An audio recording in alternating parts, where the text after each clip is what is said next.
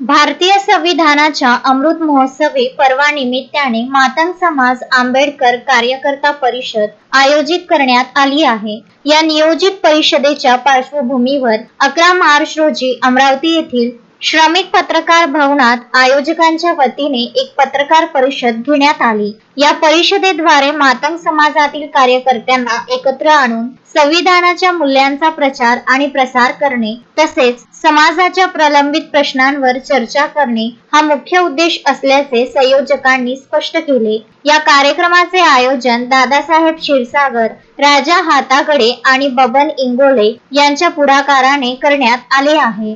या परिषदेच्या माध्यमातून समाजातील प्रबोधन आणि विकासाच्या संदर्भात महत्त्वपूर्ण निर्णय घेतले जाणार असल्याची माहिती आयोजकांनी दिली। मी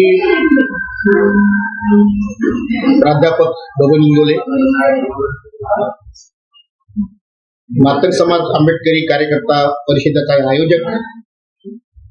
दिनांक 15 मार्च 2026 रोजी रविवारला अमरावती येथे मातोश्री विमलताई देशमुख सभागृहात मातंग समाज कार्यकर्ता परिषदेचं मातंग समाज आंबेडकरी कार्यकर्ता परिषदेचं आयोजन केलं आहे।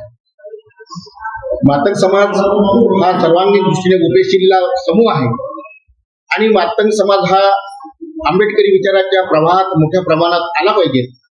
त्याचं सांस्कृतिक, सामाजिक, आर्थिक, राजकीय परिवर्तन झालं पाहिजे, या उद्देशाने ही परिषद या ठिकाणी आयोजित केली आहे।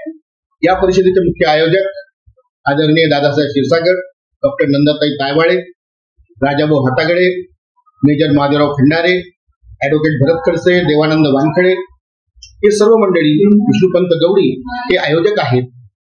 या परिषदेला संपूर्ण महाराष्ट्रातून कार्यकर्ता प्रातिनिधिक स्वरूपामध्ये सहभागी होईल। या परिषदेचा उद्देश मातंग समाजामध्ये परिवर्तन व्हावं यासाठी प्रबोधनाच्या पातळीवर एकूण ऍक्शन रिॲक्शन आपली जी काही तोंड ओळख आहे ती आपल्याला झाली पाहिजे, आपला चेहरा आपल्याला दिसला पाहिजे, आपल्या चुकांची जी काही चुका आपल्या भूतकाळात झालेल्या आहेत त्या चुकांचं पण स्मरण आपल्याला झालं पाहिजे। या सर्वांचं उहापोह या परिषदेच्या माध्यमातून होणार आहे। या परिषदेमध्ये एकूण आंबेडकरी कालीन जो काही इतिहास आहे त्याची उजळणी सुद्धा या परिषदेच्या माध्यमातून होणार आहे।